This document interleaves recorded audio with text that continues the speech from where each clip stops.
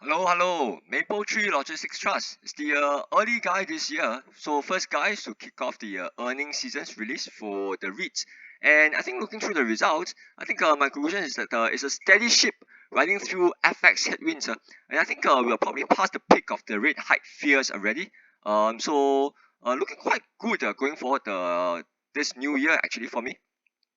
So this is of course the movement in the 10-year treasuries in the US. You can see a big move, right? From the peak of the fears in October 2022, when the 10-year treasuries went to 4.2 plus, almost 4.3%, and now it's 3.39%, right? So like almost a 1% drop in the 10-year treasuries. So if you look at the 10-year, the fact that it has yield has compressed by around 1%, you think that the risk assets will rally by 10%, right? So 1% times 10, right? Because of the duration. So this is exactly what happened, right, for the REITs. So look at the peak of the fears in the October, November period. We were talking about it, the peak of selling in the margin selling, right?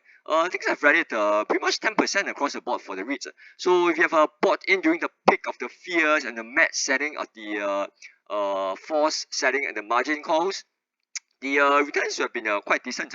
So quite happy actually to have bought quite a fair bit during here. So these are the results. Actually, I wasn't that much anticipating much going to this earnings release. My basic thinking is that if they can show just a small decrease in DPU, I'll be a happy guy actually. So a small decrease in DPU because of the rate hikes and the FX headwinds, I'll be quite happy. So actually they announced a improvement in the DPU. So for me personally, I'm quite happy with the results because anything more than a small decrease is a bonus for me. Because I was quite pessimistic actually of the results. So I was quite happy actually. 3 month quarterly improvement, and look at the trailing 9 month is also up. So I think we are heading towards probably at 8.8 cents full year DPU for MLT with potential headwinds, potential tailwinds aiding because of the reversal of the FX. So let's take a look later. But look at the numbers. So DPU is up on on a quarterly basis.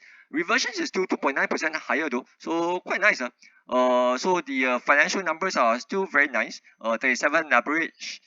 So well below 50, well below 40%, right? Hedge ratio is still 83%. Debt maturity 3.6 years, which is very long. Quite nice protection. And quite interestingly, they mentioned that the DPU would have increased by 8.6% if not for the FX. So we'll take a look at the FX effects subsequently. I wasn't anticipating such a big FX moves, but that surprised me. But despite the FX headwinds, DPU was still small up, right? So actually the organic growth is very commendable. So something also is the divestments I've done, which is quite nice actually. I think this is highly suggestive that the asset valuations is quite conservative because they're still able to sell stuff above their valuation, right? But of course, this is the third quarter highlights, so they don't do a revaluation, right? So I think the focus for a lot of REITs this earnings seasons will be the impact of higher rates on the cap rates, and therefore whether there's any downward valuation for the properties, right? So look at the US office REITs, they have suffered quite a fair bit of losses because of the downward revision of the property values based on the rising cap rates in the US. So for this guy, they have not done a valuation, revaluation. So we can't see much for this guy. But I guess that will be the main focus for a lot of the REITs for this season. So this is the divestment that they've done. And you can see that this one was done at a 40%, 39% premium, right?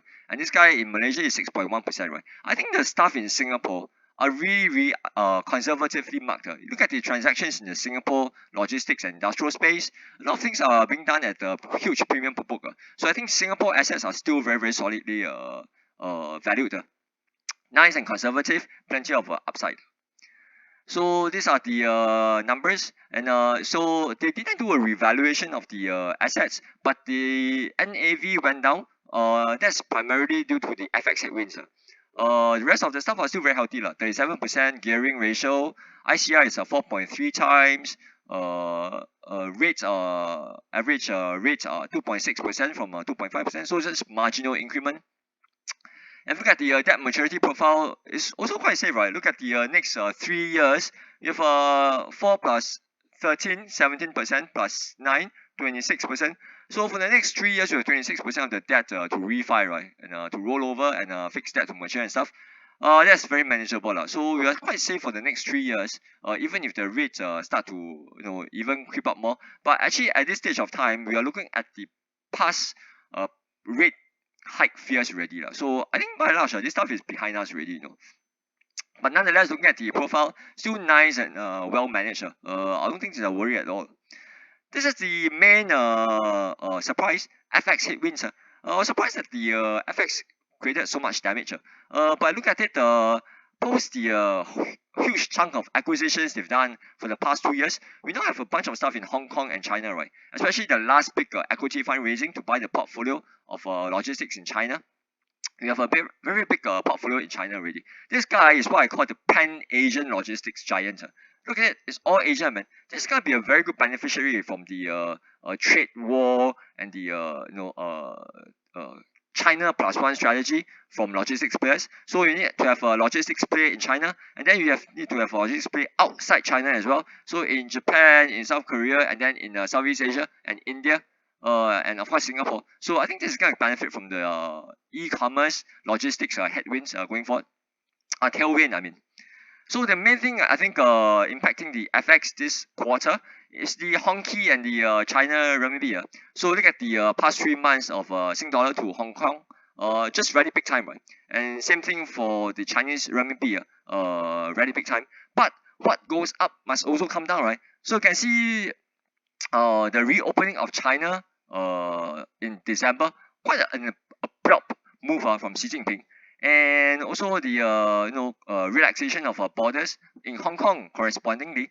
So I think with the more capital inflows, and can see what's happening to the Chinese tech stocks, right? Alibaba and Tencent, already like 50%, man. So I think capital flows will go into renminbi and Hong Kong for the next year. So what is a headwind this quarter might possibly turn into a tailwind for the next few quarters. So the 8.6% hit this quarter might just turn into a 8.6% tailwind for the next few quarters. So that's why I said in the beginning of the video, right? I think the next few quarters might turn out to be a big good surprise, especially if the Fed starts easing off, and then FX starts to reverse and add as a tailwind for the earnings on top of the organic growth they have, right? So I think it's quite looking good for this third quarter update. I'm quite happy with it. So are you guys happy with it? Leave a comment.